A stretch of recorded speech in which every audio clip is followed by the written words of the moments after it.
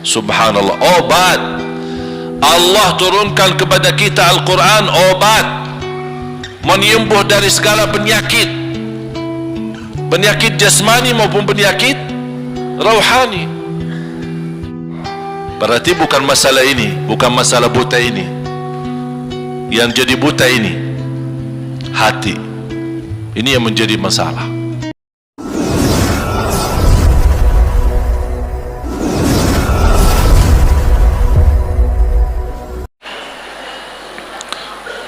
Jadi kita sepakat mulai hari ini kita punya wirid. Setuju? Punya wirid.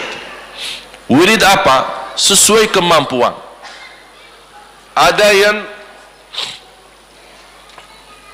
yang kelebihannya suka zikir, udah jadikan wirid zikir. Ada yang suka tahajud, udah berarti wiridnya tahajud. Ada yang kelebihannya suka baca Quran, suka baca, suka dengar. Dan selalu saya usulkan, kalau bisa lebih banyak mendengar daripada membaca. Jadi dengar sambil melihat Al-Quran, luar biasa manfaat. Pendengarannya itu luar biasa. Makanya banyak dalam Al-Quran selalu mendahulukan pendengaran. Sami'na wa ata'na. Inna sam'a wal basara wal fuada. Pendengaran, pandangan mata dan yang lain-lain. Berarti selalu didahulukan pendengaran. Makanya kita selalu mengusulkan ke jamaah, suka sering mendengar, rutin mendengar bacaan Al-Quran murattal. Termasuk bagi ingin yang menghafal Al-Quran, harus banyak mendengar bacaan Al-Quran. Di jalan, naik motor, kita bisa pesan di telinga kita, melalui HP kita, pas mau tidur. Dan subhanallah, simak dan mendengar Al-Quran ketika tidur terekam di dalam otak. Karena kalau kita tidur, semua yang ada di dalam tubuh badan kita menurun, drop, kecuali satu yang aktif pas kita tidur. Apa? Otak. Otak aktif. Makanya kalau ada orang sering sakit kepala, ingin diperiksa otaknya, dikasih obat tidur, baru dipasang alatnya supaya kita tahu keadaan otaknya apa. Makanya ditemukan ahli teliti, khususnya para dokter otak, menemukan begitu dahsyat energi dan manfaatnya suara Al-Quran bagi orang yang tidur. Jadi boleh setel Al-Quran dengan suara yang tidak mengganggu orang lain, tapi cukup mendengar kita sendiri, setel. Karena ini sangat memfreshkan kepala kita, otak-otak kita, termasuk saraf-saraf. Karena aktivitas, faktor usia, mungkin karena sering sakit dan yang lain-lain, ada saraf-saraf yang bisa dikatakan sudah non-aktif, tidak aktif, dihidupkan dan diaktifkan kembali oleh bacaan-bacaan Al-Quran. Subhanallah, obat. Allah turunkan kepada kita Al-Quran, obat, menyembuh dari segala penyakit, penyakit jasmani maupun penyakit rauhani. Bapak ibu jamaah sekalian dimuliakan Allah subhanahu wa ta'ala, Rasul kita sallallahu alaihi wasallam, udah jam 10 habis ya waktu.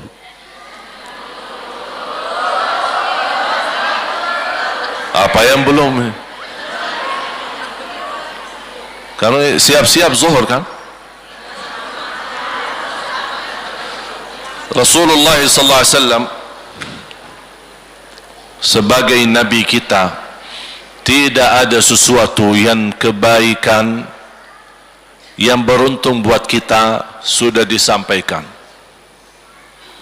Bahkan Rasulullah SAW tidak pernah melupakan dan mendoakan kita. Ketika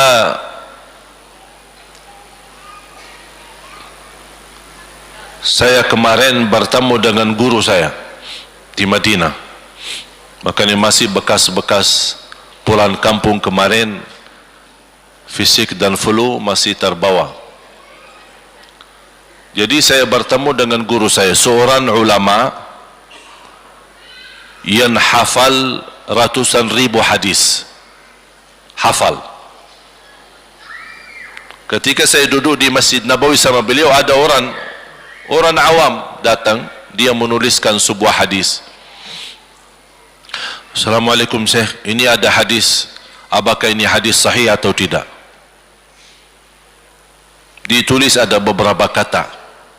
Langsung diambil sama guru saya, ya hadis sahih dibawakan oleh Abu Hurairah di Sunan Abi Daud. Jadi luar biasa hafalan hadis. Apa saja hadisnya dia bisa sebutkan, siapa rawiyahnya, di kitab mana, Bukhari, Muslim, Abi Daud, Nasai, Tirmizi, Ibn Hanbal, Ibn Majah, semua dia sebutkan. Dan beliau, kita sempat bekerja sama untuk membina orang-orang Indonesia, orang-orang kita, untuk menjadi calon penghafal hadis.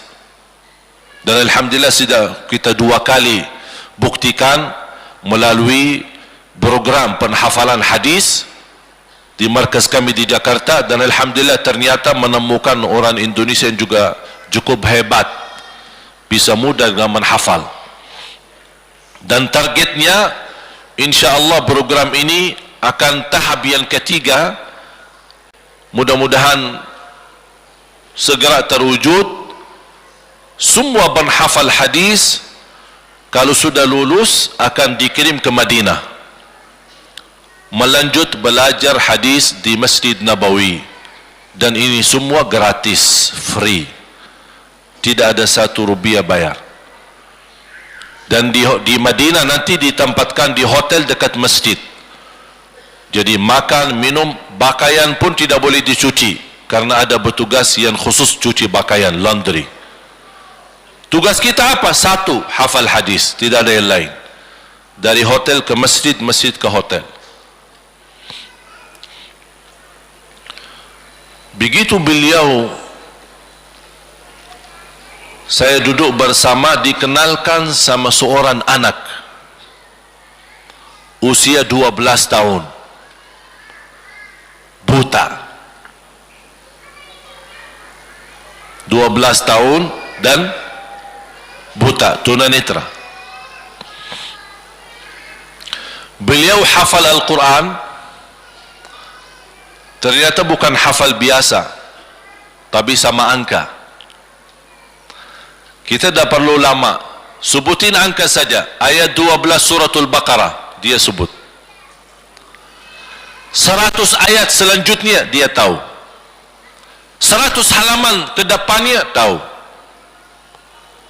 80 halaman ke belakang tahu ayatnya. Dia bisa beritahu ayat ini di posisi halaman kanan, halaman kiri, atas atau bawah. Bukan hanya itu saja, hafal tafsir.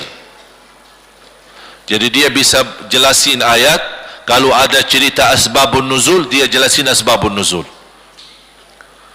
Bukan hanya begitu saja, baru kemarin beliau dapat juara 1 menghafal 18.000 hadis.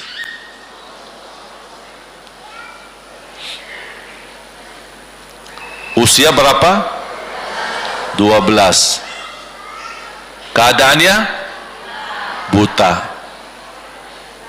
Aduh, ini bukan masalah mata ini. Bukan masalah mata sebenarnya. Ini tidak punya mata udah subhanallah. Berarti bukan masalah ini, bukan masalah buta ini. Yang jadi buta ini hati. Ini yang menjadi masalah. Dan insyaallah kita akan undang ke Indonesia di beberapa waktu yang akan datang, memberikan contoh. Saya tanya, apa cita-citamu? Sekarang usia 12 tahun, hafal Al-Quran dengan hafalan yang begitu hebat dan dahsyat, bersama tafsir, asbabun nuzul. Belum lagi menghafal 18.000 hadis. Dan dites di depan saya, dites. Man kana yu'minu billahi wal yawmil akhir falyaqul khairan aw liyasmut. Barang siapa yang iman kepada Allah dan hari kiamat, berkatalah yang baik atau diam. Hadis itu dari mana? Dia sebutin hadis sahabat Rasulullah SAW, ini nomornya sekian di Sahih Bukhari atau langsung. Apa ada hadis yang mirip tapi di riwayat lain, dia sebutin.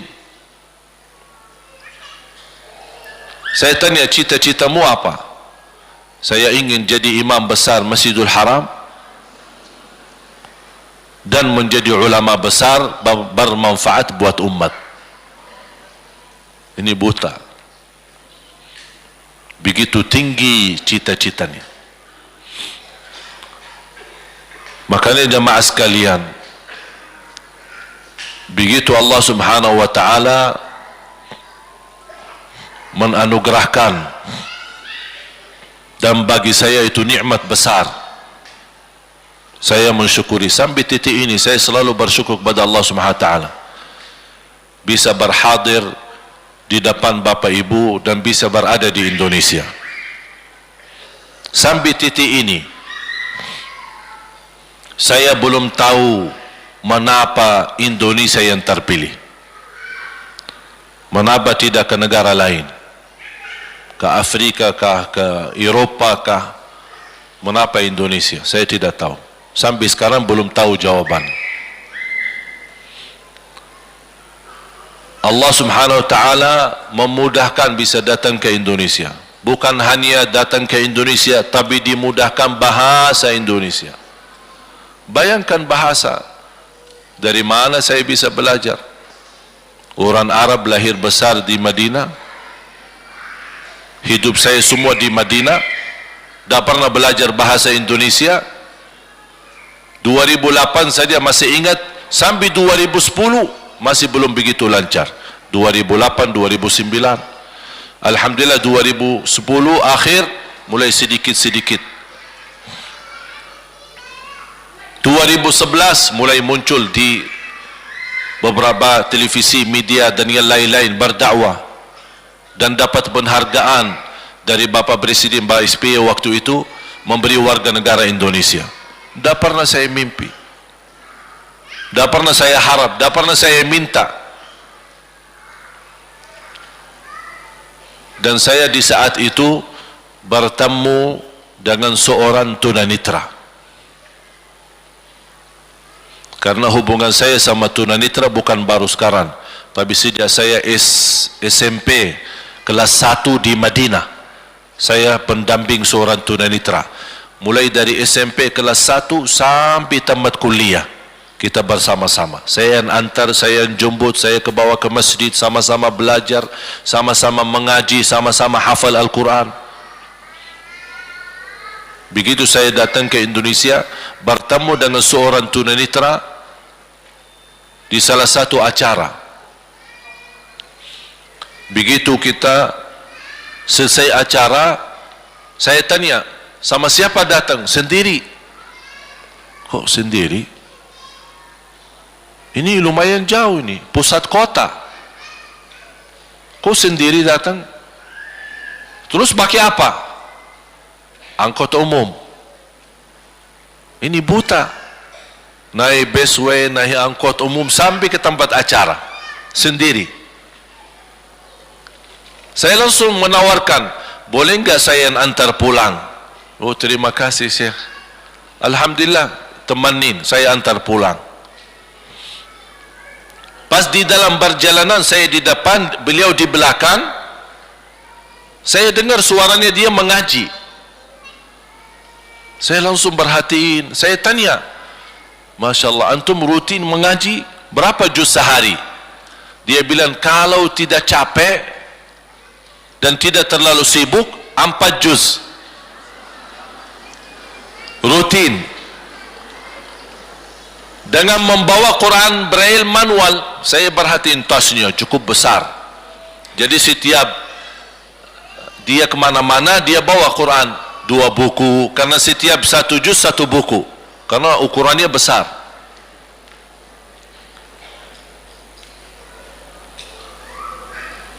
Begitu saya melihat upaya dibandingkan kemudahan dan fasilitas tunanetra yang di Madinah yang dapat perhatian dari kerajaan. Ada satu lembaga yayasan khusus tunanetra yang langsung diketuai oleh anak raja. Semua tunanetra berobat gratis, sekolah gratis, keluar negeri gratis, dikasih uang saku kurang lebih, kalau uang di sini hampir 6 juta berbulan. Ini uang saku. Kalau dia keluar negeri, tiket gratis, ditanggung oleh kerajaan. Pendampingnya hanya bayar 50%. Kemana saja? Belum lagi dikasih Al-Quran. Harga Quran Braille manual lebih dari 6 juta. Kurang lebih 2.000 rial. Belum lagi ukurannya yang begitu besar. Alhamdulillah, atas izin Allah Subhanahu wa taala diberikan kemudahan menemukan satu ide bisa memberi kemudahan untuk saudara kita tunanetra Quran Braille digital. Dari ukuran yang begitu besar, 2 kardus menjadi 1 buku disertai dengan pena yang bersuara yang bisa mereka mendengar bacaan Al-Quran. Dan alhamdulillah atas izin Allah dan bantuan jamaah, termasuk warga jamaah Majlis Ta'lim ibu-ibu di Bandung dan di Jakarta, alhamdulillah kami berhasil membagi lebih dari 6.000 Quran Braille digital.